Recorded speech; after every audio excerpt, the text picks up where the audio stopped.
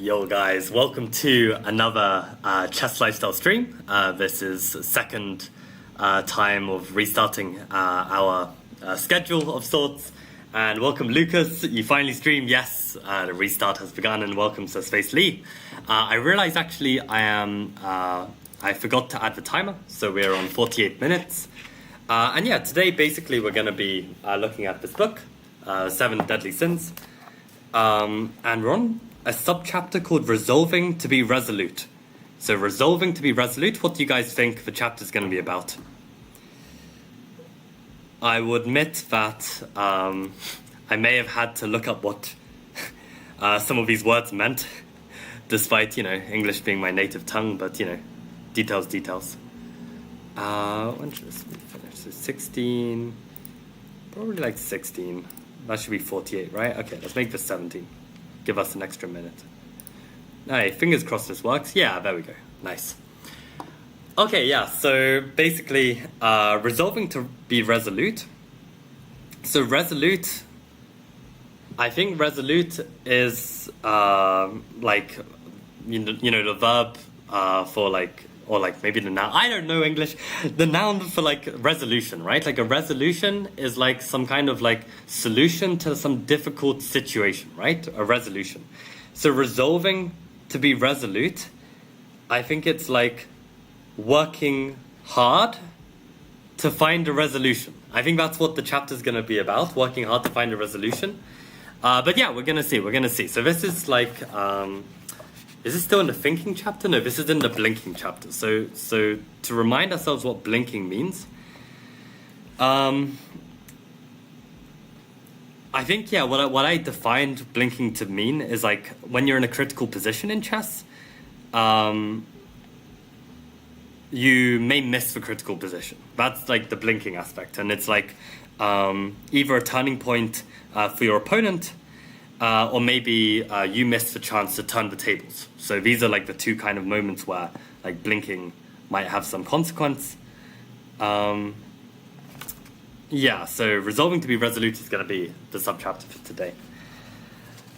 What are those rat memberships on the overlay? So basically, these have been YouTube memberships that I've had going for like 6 months, but no one seems to know what they are. So let me quickly reiterate. Basically, when you join these streams, you are basically essentially a gym rat. But instead of going to the gym, we're doing like a mental chess gym, right? So as opposed to gym rats, we are chess rats, and therefore I have created 3 tiers of rat. We have a Deep Dark Forest rat, Magician rat, and Mikhail Tau rat. And if you don't understand the reference of Deep Dark Forest, probably go look it up. And the same with Magician. But I think it's a pretty cool system. And yeah, Josh is the only one who's subscribed to it so far. But yeah, hopefully we'll get some more people on it in due time. So Spacely reckons making decisions to be decided. Making decisions to be decided. Man, these English is too hard, man. I can't work out what any of this means. Will you beta test my course next month? Maybe. Nearly done. Ooh. You make a post. I mean, they'll probably instruct you to do this, right, Lucas? But if you make a post on the Chessable forums to get beta testers for your course, you can see what kind of people you get first. And then if you feel like it's lacking, then maybe I beta test. Because I'd say that, like, I have done some beta testing in the past, but the thing is, it's like, some of these guys on Chessable who beta test courses, they're really good at, like, editing and beta testing. Like, better than I could do, for sure. So see if you can find other people first, and maybe I'm interested. How do you become a rat member? There should be a button that says join on YouTube membership. I think it's like £3 a month or something, and then you get to become a YouTube member, and you don't get much perks except getting this rat emoji next to your name and getting your name highlighted in the chat so I can see your messages a bit quicker. But yeah, it's just to basically support the stream in some monetary way, but by no means are you obliged to do this or something. Like, it's just if you have a bit of extra cash and fancy, contributing a little bit. But anyway, let's actually take a look at 7 Deadly Sins, and as you can see, I've got this nice overlay ready for this. So let's see if this all works. Resolving to be resolute. Let's try this. So let me turn down the music a little bit so I'm not shouting over myself. So let's begin. Resolving to be resolute. Most readers will have heard of the aphorism. What the hell does aphorism mean? I mean, Jonathan Rowson uses way too many long words. Most readers will have heard of the aphorism of Steinitz and Lasker in brackets, that the side with the advantage must attack, or else watch that advantage disappear. Now, I remember actually this quote being referenced in my favorite chess book of all time, The Shereshevsky Method by Mikhail Shereshevsky. And what Shereshevsky said was that this quote about attacking when you have the advantage, Shereshevsky said, well, if you were to add one little word to the statement and say the side with the dynamic advantage must attack, then this, of course, would be correct to say this. But not always should you attack with the advantage. For instance, when you have a static advantage, you may want to play more positionally and play more statically before attacking. So, it's a bit more nuanced than this. But if you have the dynamic advantage, then you should attack, absolutely. But okay, what does Rowson have to say? So he says, I should say that this is not always the case. For example, sometimes when you have a decisive material advantage, you have to defend for several moves before you make use of it. Yeah, so maybe in this kind of instance, you have like a static advantage and you need to consolidate the position before, trying to attack, right? So perhaps we could rephrase this maxim to something like the side with the initiative must play vigorously, which is exactly what Shereshevsky came to as well. The side with dynamic advantage must attack, right? So, or else watch that initiative dwindle. Okay, the following two games show the importance of having faith in your calculation at key moments. Not in the sense of making a decision based on calculation as such, but in the realization that there are some positions in which you must calculate. However, it is usually clear that the position is critical before you calculate, and so your realization that the position is critical often comes hand in hand with the feeling that complications cannot be avoided. It is then a question of judgment and courage, rather than formal calculation, which will lead you to the necessary line of play. So, and then he says, thus, in this sense, we need calculation to help us make the necessary transformations, but more important is our judgment about which transformations are necessary. So from what I understand about that, he's saying that when you get to a critical position, you may realize that the calculation required in the position cannot be avoided. You have to calculate in this critical position, and then you need to have the confidence and courage to basically go for it. That's an important one actually, because I feel like if I've understood this correctly, I mean this is kind of talking about like the timing of calculation as well. Like, if it's not a critical position and you're doing some heavy calculation, then you're just wasting your time. But yeah, what's this last line he had in bold? So we need calculation to help us make the necessary transformations. More important is our judgment about which transformations are necessary. Right, so maybe he's saying you need calculation in order to help you convert one type of position to another, but more important is when you should do that. Like, when should you transform the position? So he says, in any case, the following two games sees your author guilty of blinking. I had the advantage in both cases, but failed to sense the urgency of transforming it, and so saw it dissolve into nothing less. Right. So basically, this comes back to this whole idea that blinking is a matter of missing the critical position, which either allows your opponent to make a turning point in the game, or maybe you miss the opportunity to transform the position into something else. So I guess we will see what this is all about. Why not Spider instead? Yeah, well, when I started the rap memberships, this was before I made C3 Venom. So, yeah. Did you bet on Chess Olympiad? I did not. Also, betting sites in Malaysia are illegal. Like, you can't even access them. So, I've yet to, bother with setting up a VPN. So, unfortunately, I can't bet. I mean, I'm very tempted to bet on Gukesh to win the World Championship, right? Because, Ideally, I would have liked to make a bet on Gukesh winning the World Championship. Just as soon as Gukesh beat who did he play? What the hell is his name? Wei Yi. Yeah, like when Gukesh beat Wei Yi, or was about to beat Gukesh. Beat Wei Yi. This would be the perfect time to bet on Gukesh because these like kind of mainstream betting websites wouldn't have updated their kind of odds for Gukesh, and I'm sure after Gukesh beats Wei Yi and the fact that Ding Liren doesn't play board one, like I think this is a huge turning point, and I think this would be like a really good confidence boost to make a bet on Gukesh. But yeah, I don't have any access to any betting sites, so we'll just have to wait and see. It's kind of sucks. Josh says, I never bet on anything, but I might put £5 or something on Ding for the World Championship. His odds are probably arbitrarily low right now. Yeah, it really depends on the odds. I actually, if anyone would be able to look up, if you go on like Sporting Bet or something and just look up the odds, I'd love to know the odds for Gukesh winning and Ding Liren winning. Because maybe it's worth putting a punt on Ding Liren if the odds are extremely low. I don't think they should be extremely low. But if the odds are about like 50-50 on who wins, then definitely Gukesh should be more than 50-50 by now. But yeah, the betting sites are always like a bit funny with these things. Like they're really not chess players. They really use like some random like they might genuinely use like, I don't know, Ding Liren's rating or something like as a means to decide like what the odds should be or something like this. Like they really do a bad job of like putting some good odds on the internet. Anyway, I don't have access to betting sites, maybe for the better. So let's keep going. So this is a game between Ralston and Lalich. So let me just make a new chapter here. And let's begin. So Ralston was white. This was in the Fawn CL in 1998. So literally the year I was born. And let's see what happens. So knight c3, we get a classical variation. Bishop f5, so this old line of the classical. Bishop g6. Now here, Ralston plays the move knight f3. He gives this interesting.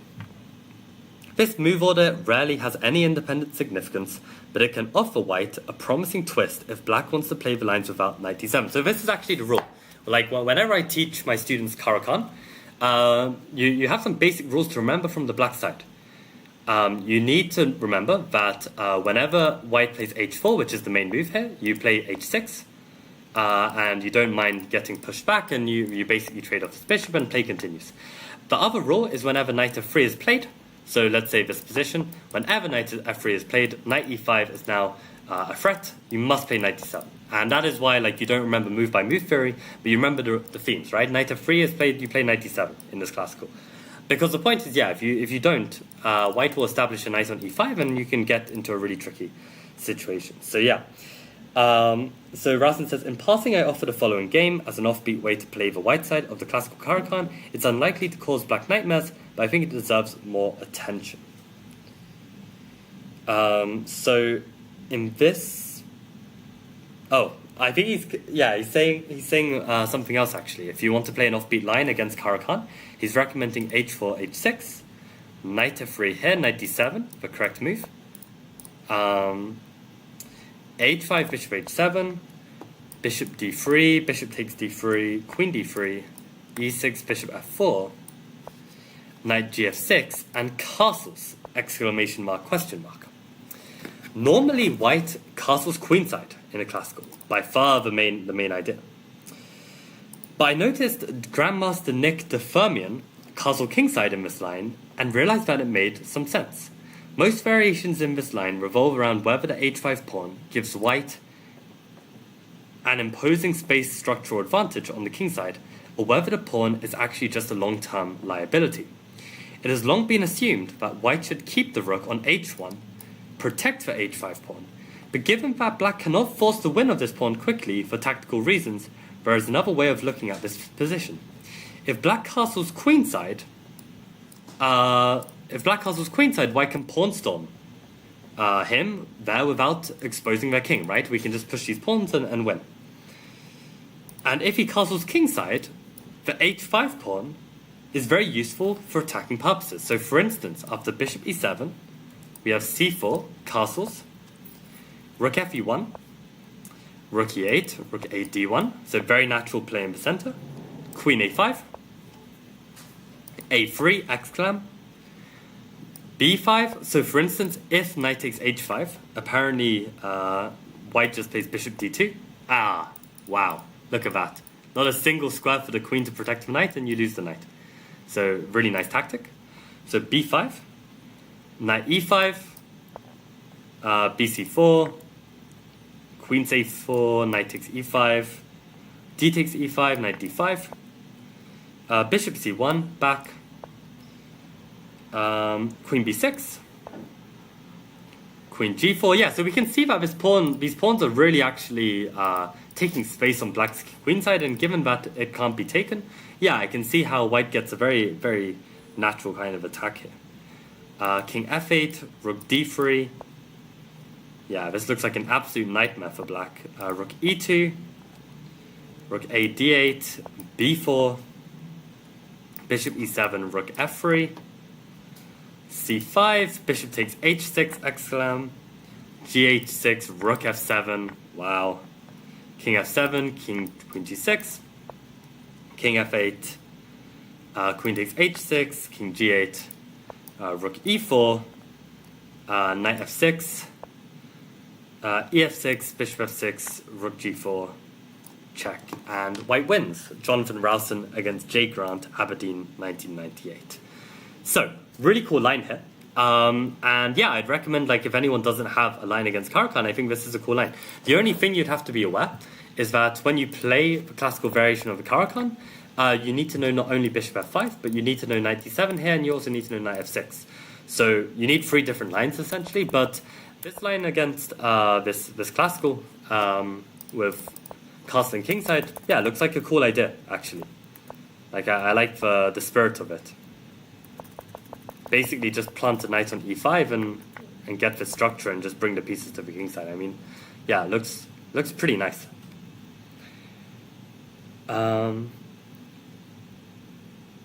Okay, Bwin, the betting site, Bwin, I don't know how to pronounce it, has 2-5 for Gukesh to win and 9-5 for Ding. So, wow, that's actually really heavily in Gukesh's favor already. I wish I knew what the odds were before the game where Gukesh beat Wei Yi. I reckon it wouldn't have been 2-5. I really doubt it. I'm sure they updated it after that game, because that would be like a really big indicator that Ding's still, yeah, really not in shape. So what it means is, like, if you bet £5 on Ding, you'll get £14 back. So you get the £9 as your prize plus the £5 you put in, so you get £14 back. When you bet £5 on Gukesh, you'll get £7 back. So you get £5 you put in and a plus £2. So the thing is, like, making bets like on Gukesh,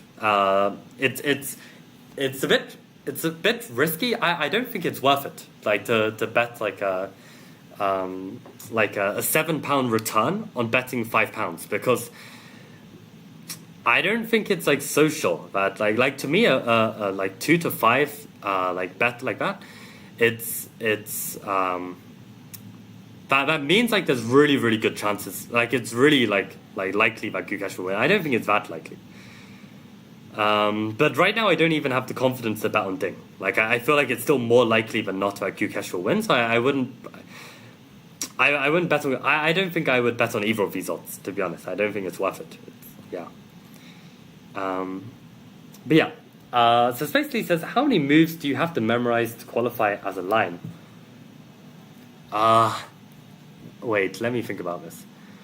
I don't think a line is to do with memory. A line is like to qualify as a line.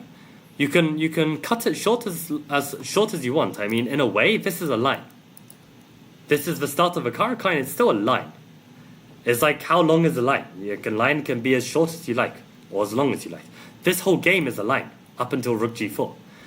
I don't know. I think in kind of like practical terms, a line is normally like a certain number of moves that defines a certain variation within an opening.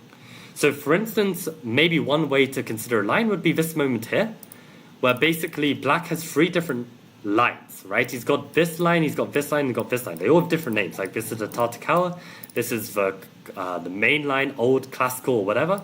And 97 has a name as well, which I don't even know.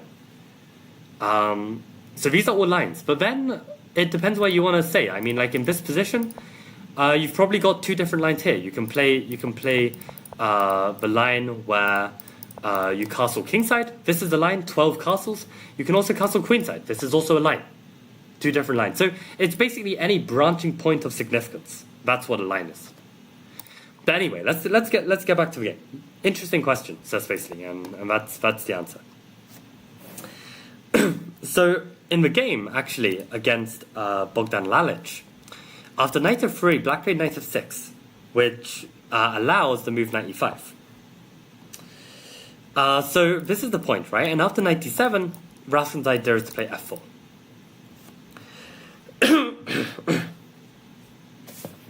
So what Rasmussen says,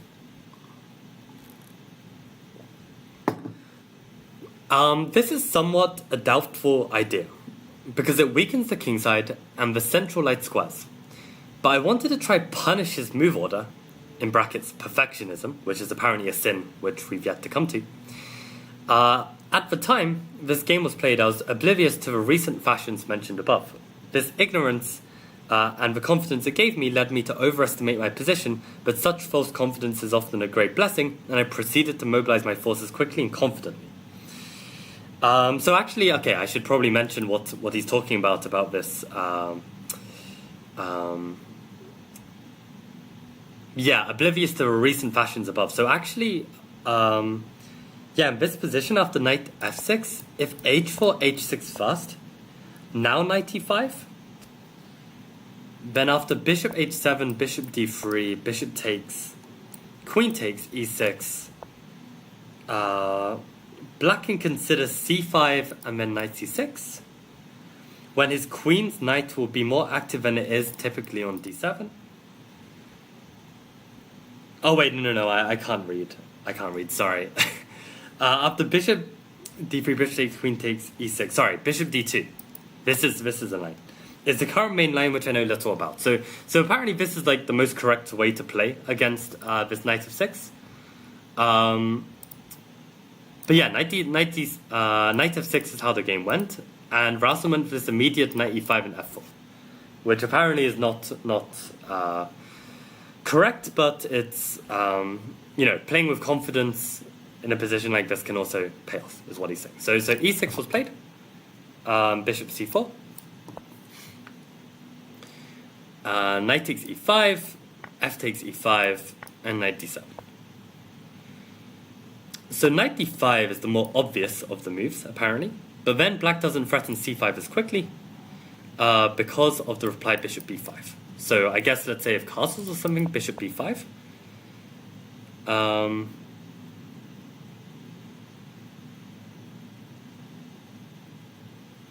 Oh wait, it's saying, yeah, I guess this check is quite devastating, right? So knight d7 is played instead, so that, yeah, there's no more check along here. And after castles, bishop e7, bishop e3, queen b6, queen e2.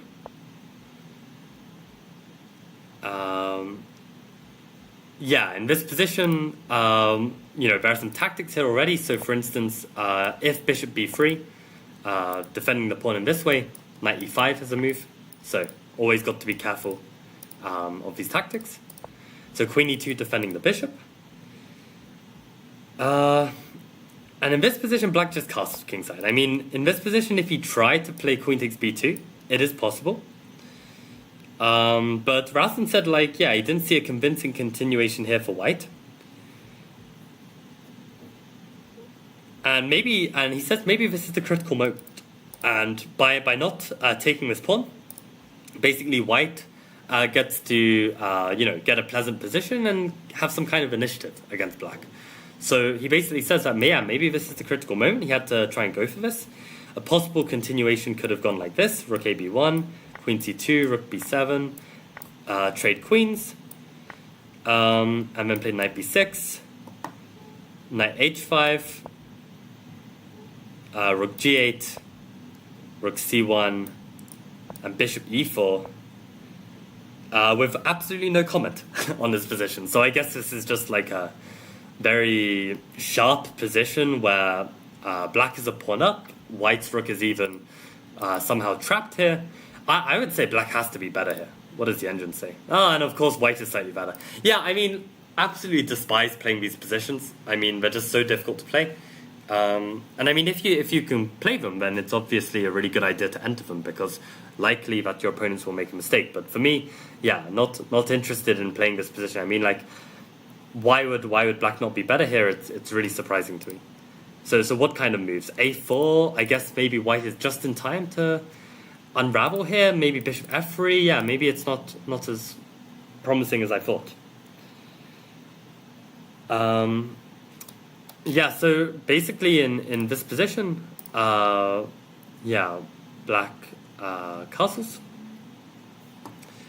Yeah, no problem for the clarification, Suspacely. And also, Suspacely, I saw that like maybe a couple months ago, like you signed up for like the Regal Rapid tier, and I don't think we've had like a proper discussion about like any training improvements or stuff. So you're welcome to drop me a message like on Ponziani Master or something, and I can try and give some suggestions. I mean, I know you've been messaging on like Discord, and like I've tried to help there. So okay, like. I'm glad I've like at least helped a bit, but yeah, you're welcome to drop me a message. Like no problem. But yeah, so after castling, yeah, white played c3, defending this pawn. Black tried to break the center with c5, and rook a d1. So what Rasen says was, I was quite content here. I have an active position. All of my forces are mobilized.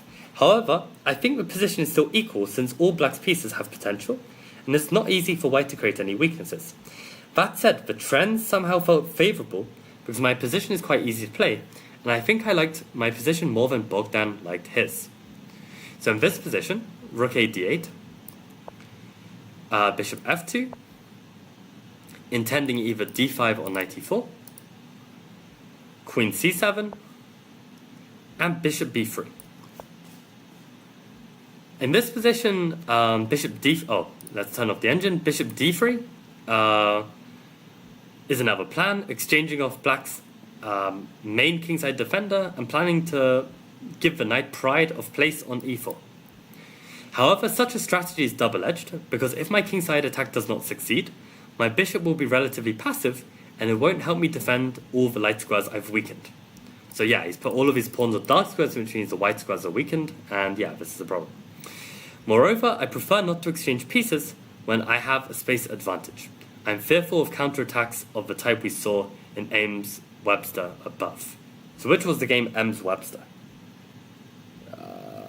Maybe Ames-Webster was somewhere in another chapter? I don't remember.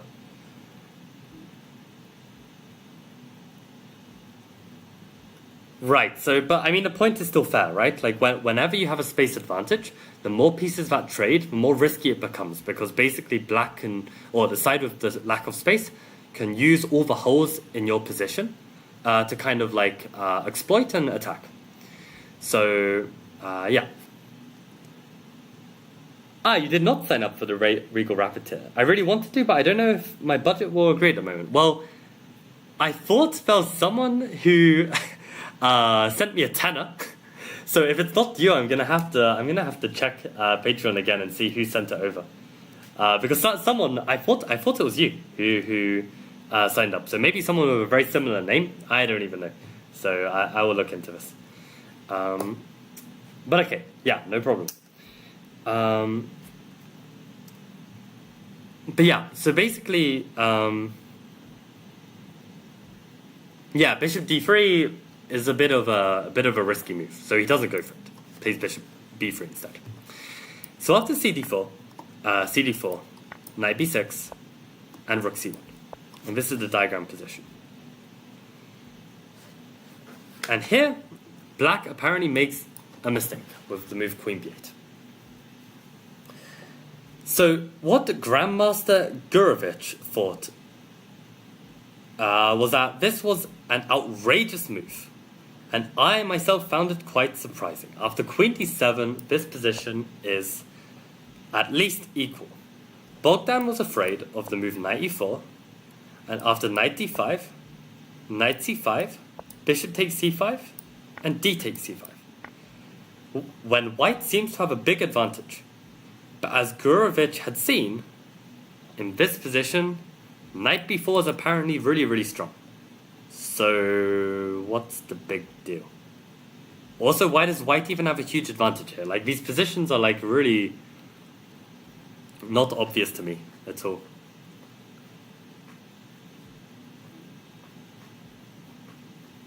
So I guess knight b4 is trying to come into knight d3 and maybe try and win back a bishop pair or something. So knight b4 or knight f4, poaching on d3 leaves black in control. Right, maybe knight f4 I like even more, like hitting the queen and securing knight d3. This line shows the value of centralization and trusting your feelings. So why was he so afraid of this? So putting the queen in the center, playing knight d5, sorry, and yeah, just having control of these central squares. I find that it often happens this way. The most obvious move which keeps your pieces centralized works well, but by thinking, you find some way to justify a much more obscure move. I think in the given case this was related to the trends. Bogdan felt a little pressure because of the confidence of my play, convinced himself that he'd better be careful, and then manufactured a line to be careful about. This is speculation, of course, but I think it's not implausible. Black's position on the chessboard after my 19th move was absolutely fine, but his position with reference to the contest was not so easy. So yeah, really good point. About this, just these kind of feelings at the board, and this like what you've got to do is, like, in a position you've just got to be as objective as possible whenever calculating. And this is the case. Like, if you're calculating this line, you've got to not only calculate but also trust the principles and ignore, like, what has happened the last several moves. And this is like a point I remember making when I was in France and I was reading some Rousen, and it was kind of this point that, like, whatever your present position is, or even your present position in life, the whole past does not dictate your future, right? Like no matter what past stuff happens, if you can just basically pick and choose what suits you best to help, I don't know, go forwards, that's all that matters. Like your present point is like a start point, and you do whatever you can from that present point to make whatever you hope to make in your life, right? The past, like, it kind of sets up your present position, but it doesn't affect your future. So whatever matters in the present is all that matters, and that's why in this position, no matter how the trend of the game has gone, if queen d7 is the correct move, it's the correct move. Doesn't matter. Yeah, and queen b8 is maybe overly passive, which is what Rousen is saying. So now knight t4, knight d5, and this time h4. So I don't really like this analysis from Rousen, because here we see the exact same moves, and this time white playing knight c5. So let's try and investigate with an engine. So here queen d7, knight c5, bishop takes, d takes, and knight f4. Okay, and we come into d3. So on queen b8, knight e4, knight d5. If knight c5, then this is still bad. We can still do the same plan and play for knight f4, right? So there's no difference here. So I guess the difference between queen d7 and queen b8 is that actually after queen d7, knight e4, knight d5, what happens if white tries to play h4? Actually, this is the correct move, and why is there a difference between these two pieces? Like, I guess we'll see. Let's keep comparing it, though. So after h4 in the game, I guess this is an even better version with the queen on b8. And yeah, he says tickling his kingside and hassling the bishop. It's also useful to control g5 in case there is an annoying combination of bishop g5 and knight e3. I guess at a later point if this knight is gone. So black plays h6, white plays bishop g3, let's turn off the engine. And knight b4.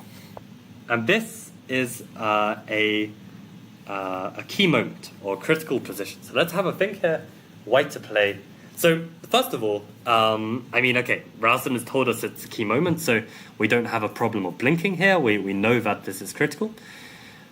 So yeah, I guess even though this position doesn't have like, you know, the most obvious case of like a capture or a check, or I mean a capture or a king safety move or a material change, I guess ultimately we can deem it as critical because we've kind of improved all of these pieces, right? These pieces are all very active, and maybe black is threatening to make a turning point. Like what is black's threat? Like why is knight b4 so critical? What about this position makes it so critical? I guess there is a threat of taking on d4. And I guess if we don't deal with it, then they're just going to take it, right? So maybe this is like a critical position. How do we deal with this effectively? So okay, let's think for like a few minutes, and then let's come up with what we would play.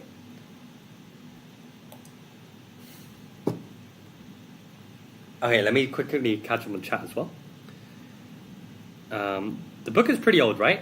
I think when it was written, engine analysis wasn't such a huge thing as it is now. Yeah, I guess so. But not that matters at all. I mean, all of the psychology and comments, they're completely relevant today as they were back then. So, yeah. And I mean, ultimately, like, the analysis of a GM is good enough for us. Like, it doesn't need to be stockfish level. It just needs to be GM level. That's already fine.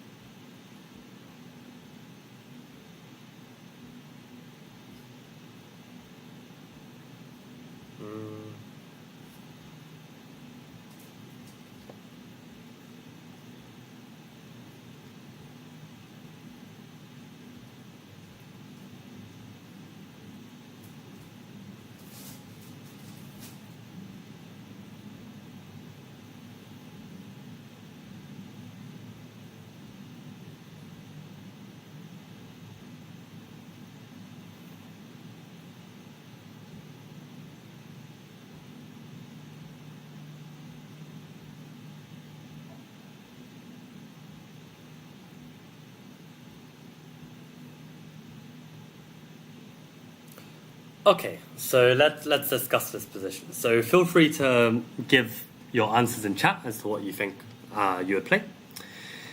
So, in this position, yeah, we've deemed that the position is critical because the d4 pawn is hanging. Like, if we lose a pawn, then this could be pretty dramatic to the overall position.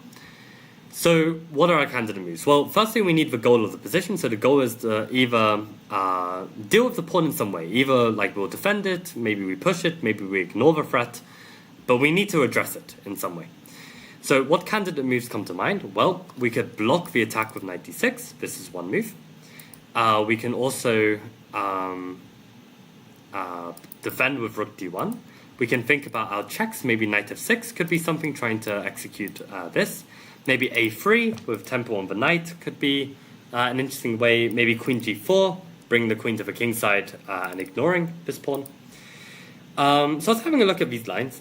I didn't think knight f6 works. Knight f6, if pawn takes looks very interesting because then we take on e7. But already we don't need to look into this because after knight f6, just bishop takes. And the problem is, if we take back with the pawn, they just take our bishop. And I think we've just lost a piece. Like, I don't see like a good way to follow up here. Unless there is one, I'd be really surprised, like in this position, if we've got like a move here. Like we can take, let's say we go king takes. And if we somehow have some like ridiculous attacking move, which I don't see. So I don't think knight f6 is working. I also briefly considered rook f6, but it doesn't really come with a threat. So I don't think it's rook f6 either. Knight d6 looks very interesting because we block for rook, but after bishop takes, pawn takes, we get these doubled d pawns. And I guess it becomes a question of whether this is a strength or a weakness. Now, the good news is our bishop is supporting those pawns. Maybe we even have queen e5 as a potential move. And intuitively, I feel like it's actually a strength. I mean, it's an extremely committal decision to make, and it can't just be made lightly. But intuitively, it feels like a strength, actually. Like somehow the pawns just feel very strong. So this is something I want to come back to. I want to come back to this. Let's just check all of our moves first. Shallow calculation. So what are our other candidate moves? Rook d1 simply defends the pawn. But ultimately, it does feel a little bit awkward in the sense that maybe, yeah, we want to keep this rook on the c-file. Like maybe in this position, the rook is actually useful here, right?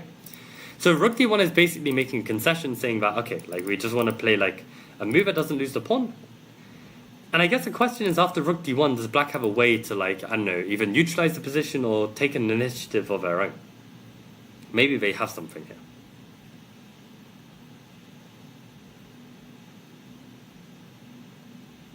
I don't really know, though. How do they sort out their pieces?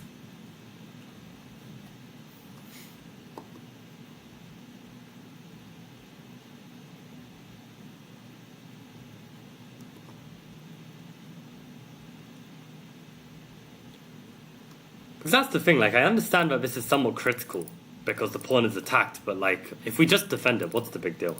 I mean, sure, maybe the rook's not as active, but... Yeah, so I don't know. Rook d1, I guess, is playable. a3... Well, if they take and we take, then they can take at the very least, and this looks not so good for us. Like, we lose a pawn, and yeah, that can't be good. So, I don't think a3 is working. So basically, we either play safe moves like rook d1 or we play like an ambitious move like knight d6. Have we missed any candidates here? Rook takes f6. I looked at this after knight f6, bishop takes, rook takes. But what does this do? I mean, at the very least, they could just pick up the pawn. And they could just ignore your rook. I mean, maybe you could get something here, but even this... I don't see what happens after rook takes, pawn takes. I don't... Like, you can take with the pawn hitting the queen, you just move the queen. Like, don't see it as such a big deal. I don't see how the attack continues. So I think for me, unless I've missed a candidate move here, queen g4 is a candidate, but after rook takes, then we've got knight f6 and we pick up the rook. So queen g4 is actually quite promising, because I'm then threatening like h5 and continuing this attack, right? I keep up an initiative. So queen g4 is a move I want to play if I can make it work. Maybe they could take my knight, but then I'm very happy to get the bishop against no bishop against knight, right? Like, even if it takes me some time to play a3, bishop c2, like this looks really lovely. So as soon as I'm seeing queen g4, this feels like a move that I'd prefer over knight d6. Well, knight d6 really changes the nature a lot, and we've got to remember what Dorfman says. Dorfman says, when you are statically better, you improve the position statically. If the position is statically improved to the max, then maybe you should play dynamically. If this is the best, absolute best we can make this position, then knight d6 is a way to transition the position through a dynamic move. So maybe this would be best if our position is statically to the max. But queen g4, just from first impressions, the queen is better on g4 than it is on e2. If there is a way to statically improve the position, then this is the move. The question is, am I missing any resources here? Rook takes doesn't work because knight f6 and I pick up the rook. Is there any other move I need to be wary of? Like, is there any kind of like attack on my queen? that then makes me need to move the queen, and then I lose the pawn, right? Like queen g4. What about like h5? Is this going to lose me the pawn? So I can always play queen f4. No, I can't because of knight d3, and I get 4. So queen g4, h5. Am I just losing that pawn? Probably, right? Because if I can't play knight f3 due to can't play queen f4 due to knight d3, then where am I supposed to put this queen? Is h5 already a refutation to my line?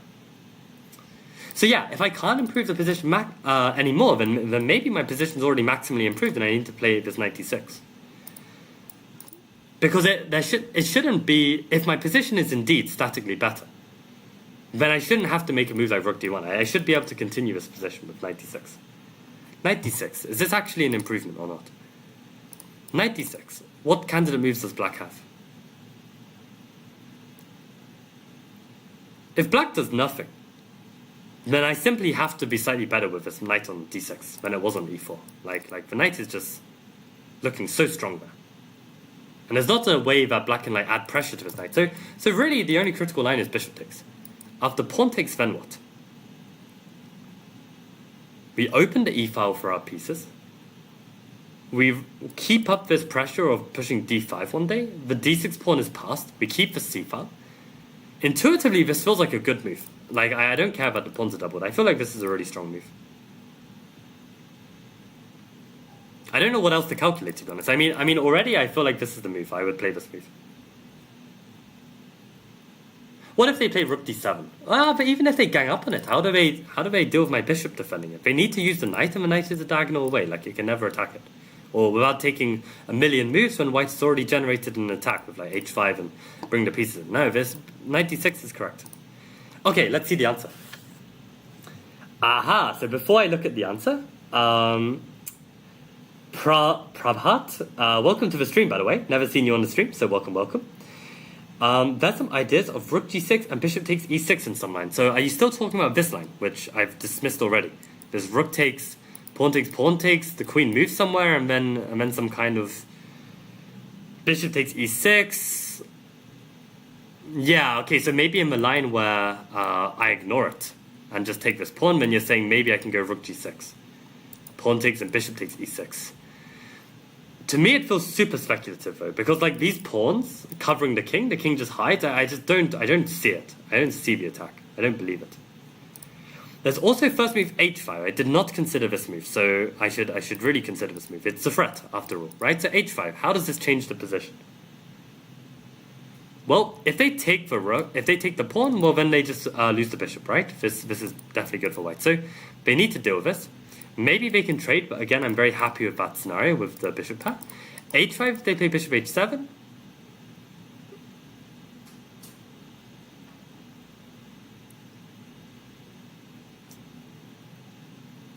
If they go bishop h7, maybe this is an improvement. I mean, if we can play h5 for free, why not? Literally, why not?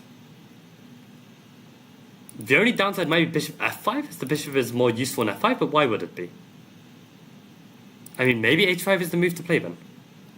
And actually, this comes back to Dorfman's principles. If we can improve the position statically more, like a move like h5, then we should improve it more before entering dynamic means. If this move is for sure an improving move, then it should be played. h5 and then knight d6 is better than knight d6 immediately.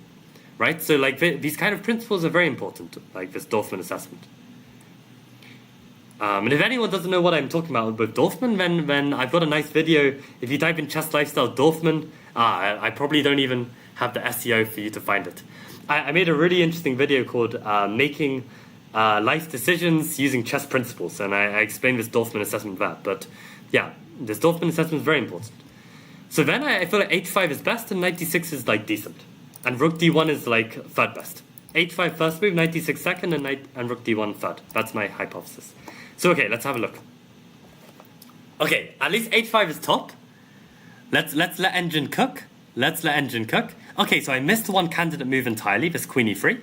But aside from queen e3, let's have a look at this. h5 number 1, knight d6 number 2.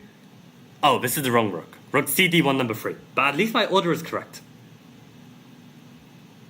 Oh, and actually, Prabhat, you were talking about h5 with the black against queen g4. Yeah, this is what I was talking about, right? But that's why we can dismiss queen g4 due to concrete reasons. Yeah. And an h5 and then queen g4, right? And now the idea works because now we have all of his motifs. Right. How interesting.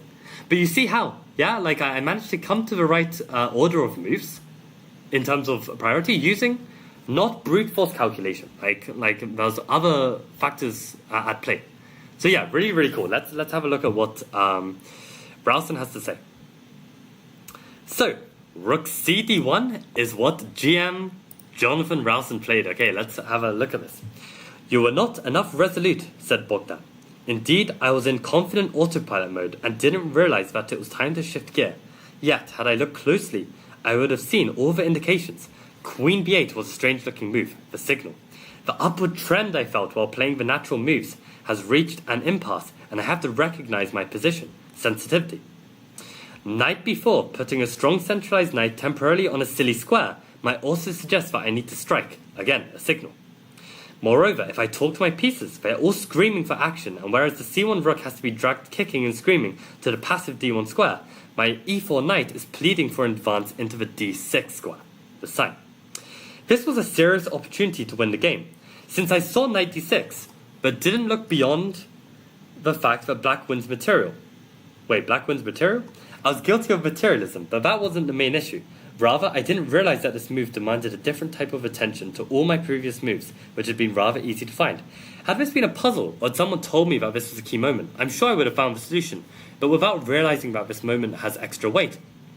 It's very hard to justify lots of energy on a long, complicated line, when up to this point, I had built up a good position without very much effort. If it ain't broke, don't fix it, I suppose.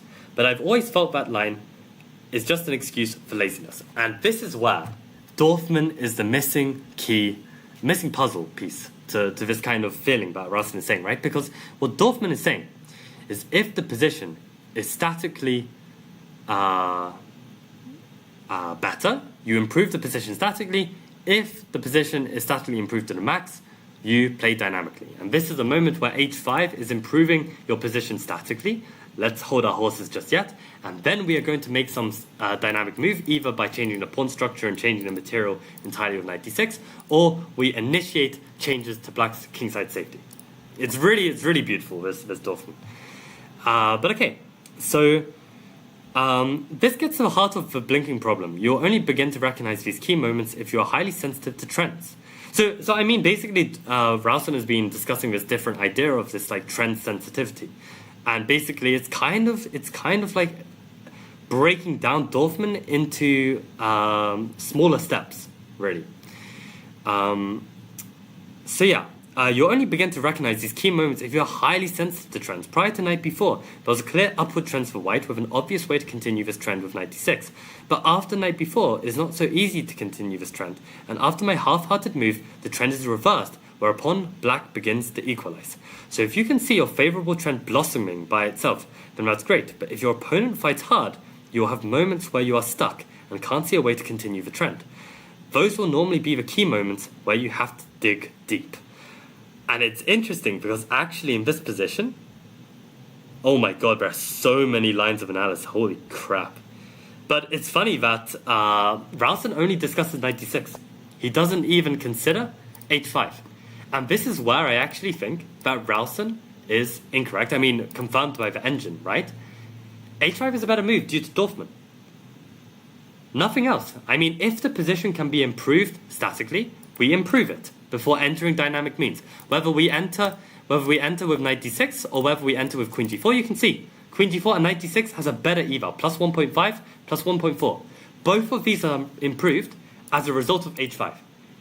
Do you remember, like in the stream, right, how quickly I said that h5 was the correct move? As soon as Prabhat mentioned h5, and I even misread it, I thought he was talking about first move h5. As soon as I saw the candidate move, I knew that it had to be correct, due to Dorfman. So really use this tool. Like, Dorfman assessment is so underrated as a means of finding the best move. So yeah, once you understand like how the position should continue, then it's very easy to say that h5 has to be the correct move. It improves the position. We're statically better. Anyway, you get my point. So basically, Ralston then goes into an absolute gazillion lines following this 96. And all I'm gonna say is I'm not gonna bother. I mean, let me show you the guys this. Like, look at all of this. All of this is like all analysis about his 96. And there's absolutely no need. Just play the move h5 first, and all of these lines are going to be much easier. Like, I'm sure there would be no need for half of this analysis with the move h5. But it's incredible how many strong players haven't read Dorfman. Like, it's really revolutionary stuff. Anyway,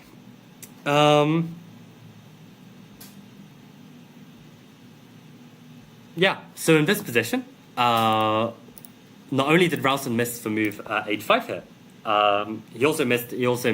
Like I think this 96 is just unnecessary. So at this moment, he played rook d1 instead, which is worse than either 96 or h5. And now black played bishop takes e4. A well-timed exchange. Black would have played this before, but it only works when white can be prevented from lining up the queen and bishop on the b1, h7 diagonal. So queen takes e4 and queen c7. Oh, okay, Probert has a mention. I have the book. The analysis is very dense. Not for nothing did he say he was shocked by how little Michael Adams saw, but also shocked by the relative importance. Right, so are you saying that, yeah, maybe Adams can also sense a move like h5 is best without having to analyze lines and lines and lines? Or maybe see if that 96 is good without seeing lines and lines and lines? Yeah, I remember Michael Adams mentioning this in the past. Ralston mentioning Michael Adams seeing less. But yeah, so in this position, queen c7 was played. And now rook c1, the rook goes back. I didn't sense that the trend was turning away from me. This was probably my last chance to keep some sort of advantage. Had I played a3, queen c6, exclam. Queen c6, knight c6, d5, bishop c5 check, king h2, e takes d5, rook takes d5, bishop d4, rook b5, okay, this is a very long line. And then e6, fe6, bishop e6, king h7. But even then, there don't seem to be enough pawns left to make much use of the two bishops. All the same, white should have a pull for some moves to come. So again, I guess, in this position, yeah, rook c1 is not sensitive enough to the trend changing. And what ends up happening? Rook fd1 now, rook c8. Yeah, so white doesn't get to make use of this initiative on black's king. And now I guess we see some trades. And this is where things are going to probably peter out. The knight goes back to d5. King h2, bishop d8. Rook f1. Bishop b6. Rook f3. And bishop c7. Bogdan offered a draw here, but Bogdan offers so many draws that I tend to reject them on principle, often at the cost of half a point. A small price to play for the pleasure it gives me. In fact, his move was somewhat inaccurate, and I was quite right to decline, not that I realized why. After king h1, f5, e takes f6, bishop takes g3, rook takes g3 is a mistake, queen g4 looks very good for white. And after this moment, after rook f6, queen e5, white is more active, but black's king is safer. I offered the draw back before the trend turned away before equality, and the draw was agreed. So, this was the game between Ralston and Lalich, and actually the next game in the book is going to be Lalich-Ralston. So we're going to have the colours flipped back. But yeah, really, really interesting position, and I'm proud of assessing this critical moment really, really well. I mean, the tricky part is like just being so consistent at being able to find these critical moments in a game. Like, I mean, if I could be so alert to always be able to know when to think and be thinking as clearly as I am now when assessing this like h5 move, well then I think I'd be a much stronger player. But it's like, when you're playing a tournament, you've got all these pressures, you've got all this adrenaline, you've got all these factors, you know, like different things flying through your head. Like, for you to get to this position and be able to really calmly evaluate that this is a critical moment, be able to apply all of your skills, because that's another thing. Like, just because you know how to think doesn't mean you can think on the day. Like, it's crazy. It's crazy. Like, at least for me, like, just having the knowledge doesn't translate necessarily to being able to just play like a beast and get the results. So, yeah, I'm glad at least I could find this in practice. But, yeah, in a real game, I need to be able to find it as well. And I actually wonder, like, seeing this game, I mean, like, it was kind of cool. I really liked, like, in a way, I liked White's position. And even though this is typically the style of position I don't like typically I prefer the more solid, kind of statically better pawn structure for black, where I don't have to rely on dynamic counterplay. But actually it felt so natural in this position. Like the way Ralston was able to get to this position. Like, I really feel like if I got to a similar position, I think I'd play it pretty well as well. But I don't know, like to be able to play all these moves like knight e4, h4, like, I don't know. It's like, it's tempting me to like maybe experiment with some e4 again, but yeah, I don't know if I can really manage this on a consistent enough basis. But yeah, I'll have to think about this more deeply. But okay, on that note, guys, I think I'm going to call it a day. We'll consider, I mean, like, it's been 48 minutes of training, so that's good. For anyone who's new here and doesn't know my 48 minutes reasoning, the idea is that I train as many seconds as I have subscribers. So we're almost at 2,900 subs, so that means 2,900 seconds, which equates to 48 minutes. So the more subs we get, the more I have to train. And yeah, training improves our chess. So I hope you guys found that read-through of Ralston's blinking chapter pretty interesting. And yeah, I guess see you guys on Monday for a Monday stream. As you can see, the schedule is very, very clear. Monday, Wednesday, Friday, at some unspecified time whenever I get around to it on the day. So yeah, thanks for joining, guys, and see you guys on Monday. Okay, adios.